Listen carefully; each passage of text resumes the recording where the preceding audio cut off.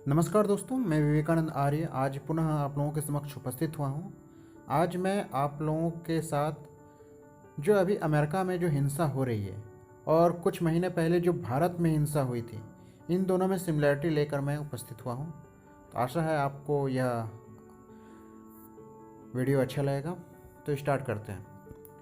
46 वर्षीय George Floyd की पुलिसकर्मी डेरेक चौविन के द्वारा 8 मिनट से अधिक वक्त तक उसके गर्दन पर घुटना टेक कर दबाने से मौत हो गई। दरअसल मामला नकली $20 की वजह से क्रिएट हुआ था। जॉर्ज की मौत की वजह से मिनेसोटा के मिनियापोलिस में प्रदर्शन शुरू होता है और देखते ही देखते प्रदर्शन हिंसक हो जाता है और प्रदर्शनकारियों को तीतर बीतर करने के लिए पुलिस को आंसू गैस के गोले छोड़ने पड़े हैं। कई जगह लोगों ने पुलिस की गाड़ियों को आग के हवाले कर दिया है और दुकानों को लूट लिया। यह हिंसक प्रदर्शन मिनीसोटा की सीमाएं लांघ कर अमेरिका के अन्य राज्यों में फैल गया।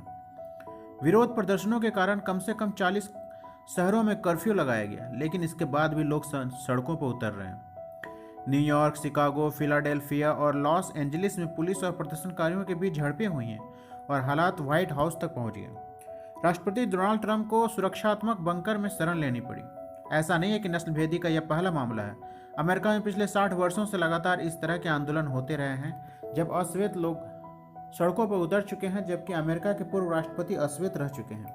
लेकिन विरोध प्रदर्शन आंदोलन हिंसक क्यों हो जाता है? तो याद हो, नवंबर 2016 को रिपब्लिक पार्टी के डोनाल्ड ट्रंप डेमोक्रेटिक पार्टी की हिलरी क्लिंटन को हराकर राष्ट्रपति बने थे। तब उस दौरान लाखों लोग सड़कों पर ट्रंप हमारे राष्ट्रपति नहीं हैं और घृणा नहीं जैसे पोस्टर के साथ उतरे थे। तो अमेरिकी नागरिक लातिनी केली लोपिज ने कहा कि अपने समूचे अभियान में नस्लवाद, कट्टरता, फासिज्म और महिलाओं एवं अल्पसंख्यकों का अपमान करने वाला यह शख्स एक रात में बदल नहीं सकता और यह नहीं कह सकता कि वह सभी अमेरिकी लोगों के लिए काम करेगा। कुछ लोग भारत में 2014 चुनाव पूर्व और मोदी जी के जीतने के बाद भी वक्तव्य दे चुके थे कि वैसे हमारे यहाँ के लोग मामला सीधे संयुक्त राष्ट्र लेके जाते हैं। उस वक्त बराक ओबामा राष्ट्रपति थे। आंदोलन ज़्यादा उग्र न हुआ। अभी अमेरिका में फैले हिंसक उपद्रव के बीच राष्ट्रपति डोनाल्ड ट्रंप ने ट्वीट किया, इस हिंसा के लिए एंटीफा के नेतृत्व वाले अराजक तत्व और कट्टर वामपंथ के झुकाव वाले अराजक तत्व जिम्मेदार हैं। अमेरिका एंटीफा को आतंकवादी संगठन करार देगा। एंटीफा उर्फ anti fascist militant political activist movement left wing group है। 1980 से कार्यरत है। यूं तो इसके होने की असल 1920-30 है, लेकिन मॉडर्न रूप से 1980 में अस्तित्व में आई। इस विंग के विरोध करने का तरीका है ब्लैक ब्लॉक।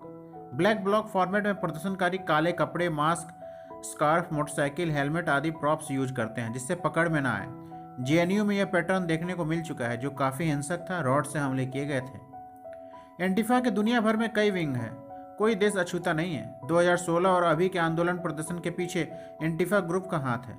शुरुआती दौर में प्रदर्शन social media black live matter से शुरू हुआ, जो अभी भयंकर हिंसक रूप से सड़कों पर है। इन लोगों पैटर्न काफ़ी मशीनरी की तरह कार्य करता है। सर्वप्रथम बुद्धिजीवी लोग सोशल मीडिया और अन्य मीडिया साधनों से रुख माहौल क्रिएट करते हैं, जो डिजिटल और पन्नों पर दिखलाई देता है। दूसरे चरण में इनके दल प्रोटेस्ट को समर्थन देते हैं, उन्हें विश्वास में लेते हैं कि हम लोग आपके सबसे बड़े हिमायती हैं। फिर अहम और आखिरी चरण में प्रोटेस्ट को उपद्रव में कन्वर्ट कर दिया जाता है। इसमें काफ़ी लोग मूल प्रोटेस्ट वाले भी रहते हैं।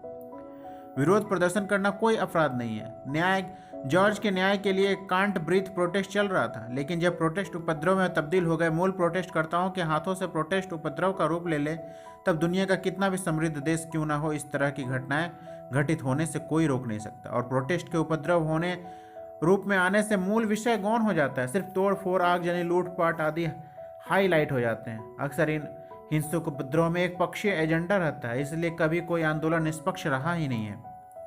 कोई असामाजिक अराजक तत्व टेक ओवर कर लेते हैं, जो इस तरह जैसे प्रोटेस्ट का चोला ओढ़कर अपना एजेंडा सक्रिय करते हैं। भारत में शाहीन बाग का केंद्र बिंदु दिल्ली दंगे, गुजरात में पाटीदार आंदोलन के समक्ष 2 विरोधी आंदोलन खड़े किए गए, फिर उसका केंद्र बिंदु पाटीदार हिंसक आंदोलन, हरियाणा जाट आंदोलन, कोरेगांव हिंसक झड़प, बी टाउन में मॉब लिंचिंग पर एक तरफा तख्ती उठाई थी, जबकि महाराष्ट्र में ही पालघर में 2 बुजुर्ग साधुओं और उनके ड्राइवर को पीट पीट कर मार दिया जाता है। तब किसी की जुबान नहीं हिलती, अफवाह मात्र का चोला उड़ा दिया जाता है।